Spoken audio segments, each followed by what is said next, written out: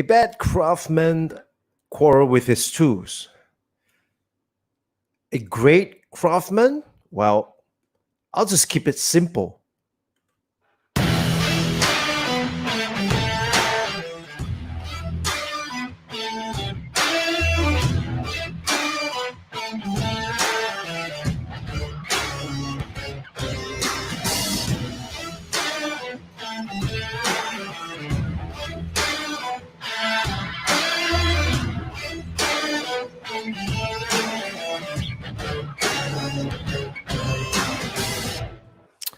Yeah, today we're going to be talking about the tools that I use to find out if people are searching for my solution. Wow, why is that important? Because, well, first thing first, I think many a times we all default to tools first whenever we talk about I need to do something, right? We always talk about, oh, what tools are we gonna need? I want to make a video, or what camera you're gonna need?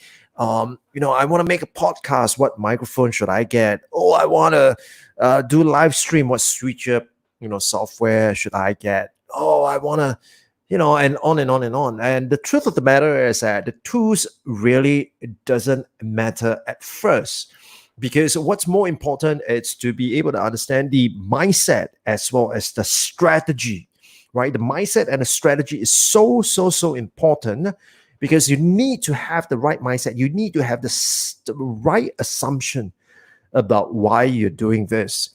Now, once you get over that, right? Once you have an idea of why you need to do what you're supposed to do, then you want to look at your strategy. What is the strategy that you are going to deploy? How are you going to collect the data? How are you going to get people to respond? And how are you going to be able to, validate if your assumption is correct in the first place? Now, all this are important. I mean, it's so important, so important, much more important than just the tools itself. But once you got the first two parts in, I would say the tools are really crucial. The reason is because if you use the right tools, I mean, if you have the right mindset and you have the right strategy and you have the right tool, then very likely you're going to get the accurate data and accurate answers to your questions.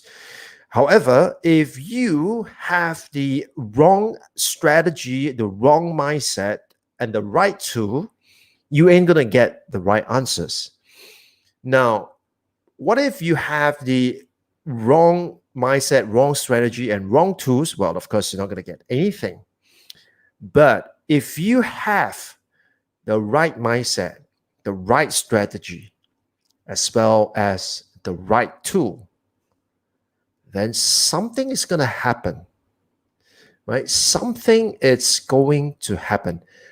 And what that thing is basically this. You are going to be able to not just save time because you're using the right tools, but you're going to be, far more effective than people who are using a bunch of tools, but they are not getting it as optimal as before. And so when I choose my tools, of course, number one criteria is that it has to be effective, because if the tool I'm choosing is not even effective in the first place, then, I think it's end of discussion. So the first criteria of the tool is that it must be effective. And how do we know that it is effective? Obviously, we will read up reviews and we would want to find out if, this is something that people use and what are they saying about this tool itself. Is it reliable? Is it valid? Right? This is the criteria for me. So that's number one. Number two is, when I choose the tool, I want to make sure that the tool, typically, I would like to make sure that the tool is a paid tool. Now, the reason why I would prefer to choose a paid tool rather than a free tool is that, when it comes to a paid tool, there is a better chance of you getting better data compared to a free tool. For example, if you are going to go into Facebook to do your research, right? It's free. Technically speaking, anyone can just set up a Facebook account and they can dive in and use, Facebook search and just do the research yourself. However, you would probably be inundated with the overwhelming amount of data and information that you will probably be so overwhelmed that you do not know what to do. Okay. And besides, you need to be able to, discern and to weave out the the fluff from the real stuff.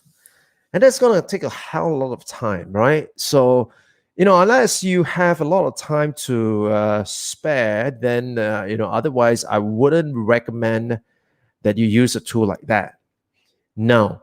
So, I would prefer a paid tool, but I will be very, very careful with what I'm paying for. And so there are several tools that I would use. One, for example, it's Amazon Alexa. That's a great tool to use. And, I would also use some of Google's tools as well, right? So typically I would go with a paid tool rather than a free tool. As long as the free tool requires me to sieve through the huge amount of data, I'm not going to do that. I just don't have the time, right? And of course, if you have the time to sieve through that data and to go through that whole process itself, by all means, right? But I'm just saying this is what I'll do. So number one, it has to be effective. Number two, it has to be of good quality. Number three, when I choose a tool, number three is I choose a tool that is well optimized. And what I mean by that is I want to see if this tool kind of fits into my workflow. A lot of time, you may get all fancy with the tools, and then you realize that, hey, it requires so many different steps, until, it's too overwhelming. Every time you think of doing it, you think of, starting the work on it, it just blows your mind. And for me, it gets overwhelming and I get all anxious and I just simply quit. And so, I want to look for a tool that is well optimized and it doesn't require me too much of a cognitive load, to figure out how to use the tool. I mean, you do not want to spend, hundreds of thousands of dollars on the tool and then you can figure out like how to use it. I mean, it's ridiculous, right?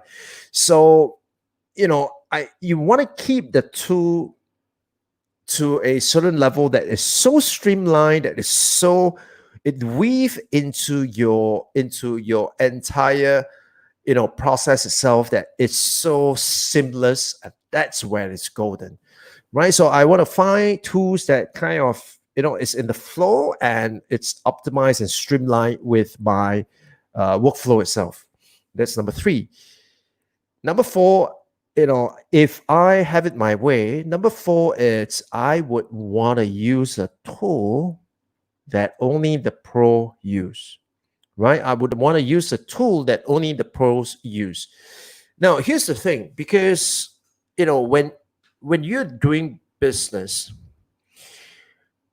in order for you I mean, first and foremost, your mindset and your strategy has to be solid before you talk about this, right? But if you're talking about, doing business itself and you want to get to the top of your game, you have to be willing to invest in a good amount of, tools to be able to help you do that. And so, I would like to find out what are the tools that the pro use, and if I have the budget, then I would certainly consider investing in that. All right. So for today, because this is a free show, so I would want to share with you some of the free tools that I use to help me find out if people are actually searching for my solution.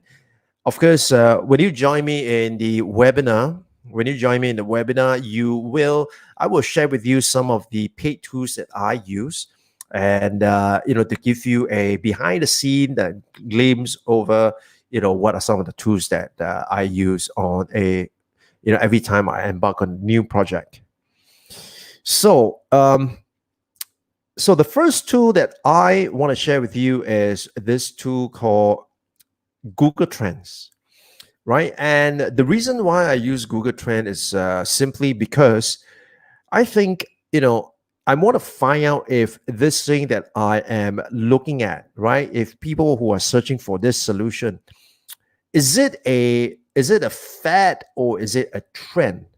Now, it's important to make that distinction because, unless you are looking at a hit and run strategy, um, then it's probably worth your while to look at, industry, look at market that are kind of evergreen.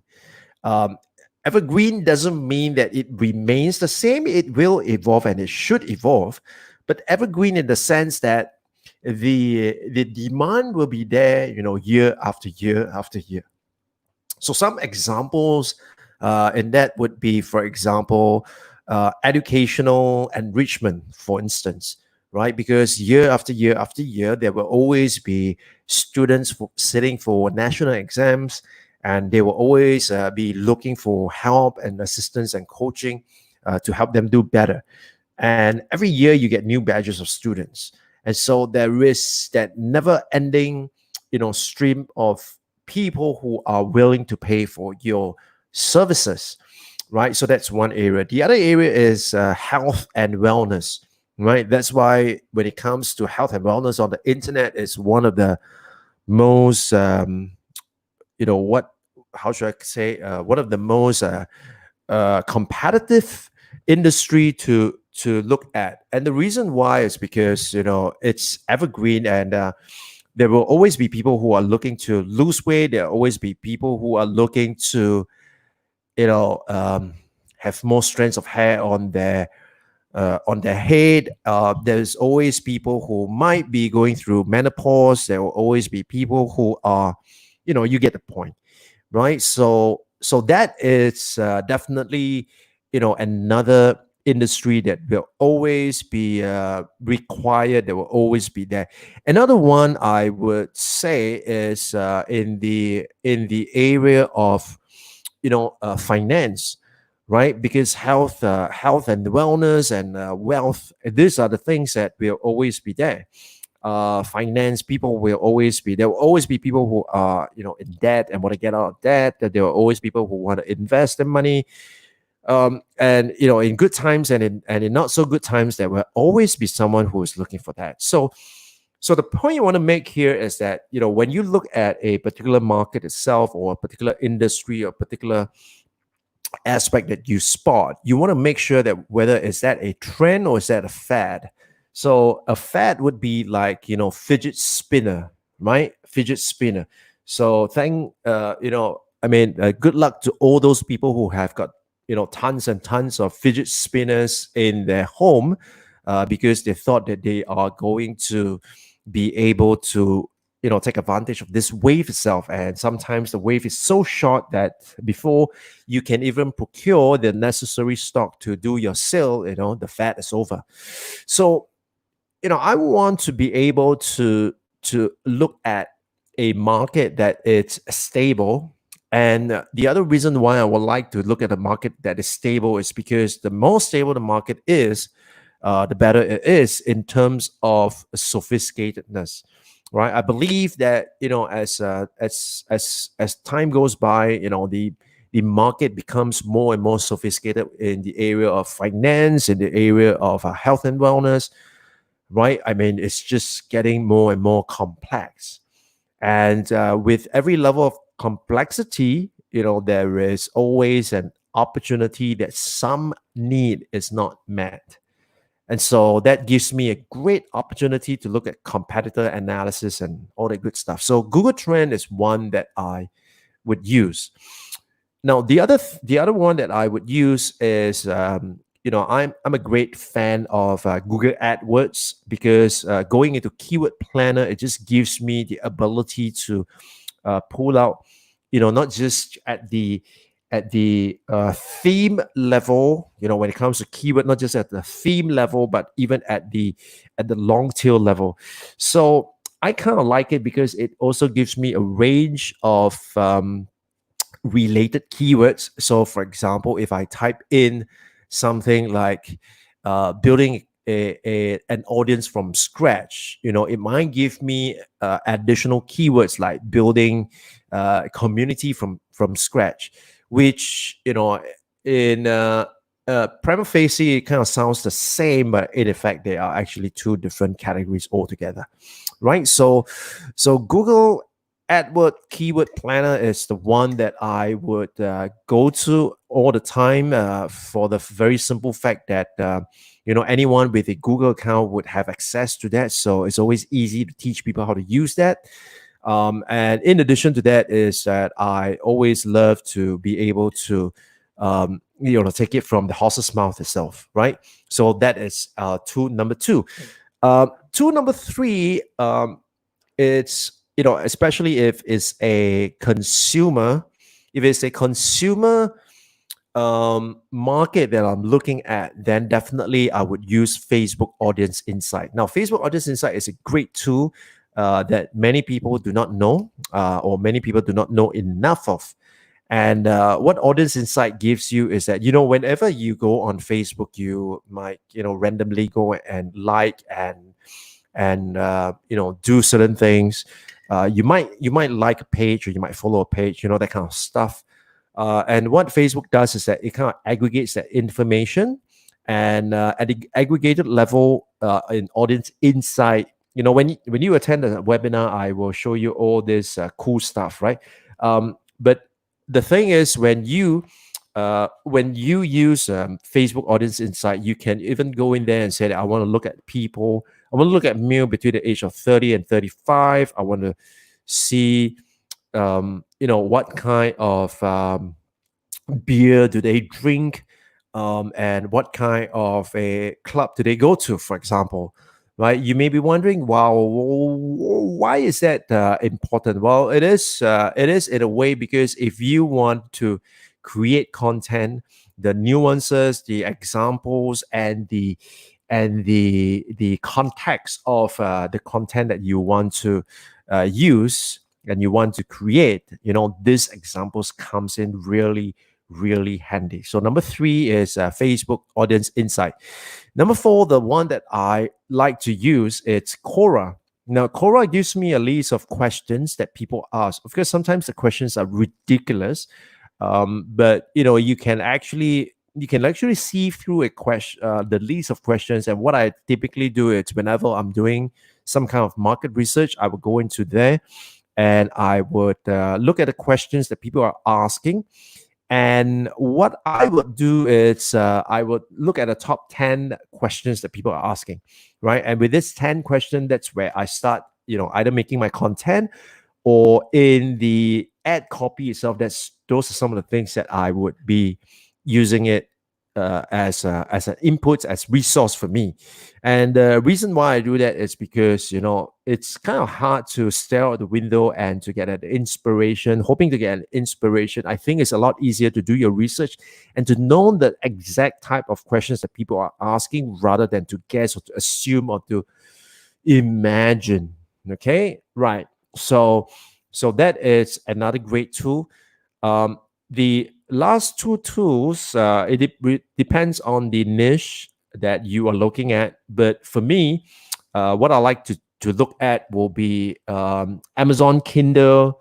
What do you call that? Amazon Kindle store, as well as Udemy online course marketplace.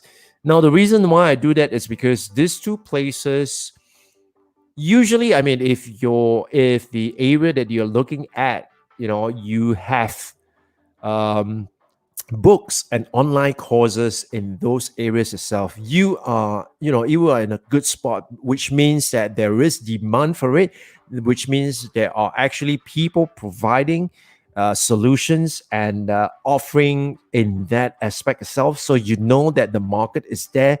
And it also gives you additional insights, like for example, when you read through the comments and the reviews, you kind of know, right, like what is it that it's really fulfilling, which part of it is fulfilling the needs of the audience, and are there certain unmet needs of the audience itself. So with that, you really get a great sense of what's going on, and you then be able to kind of sniff out where you should be positioning as well.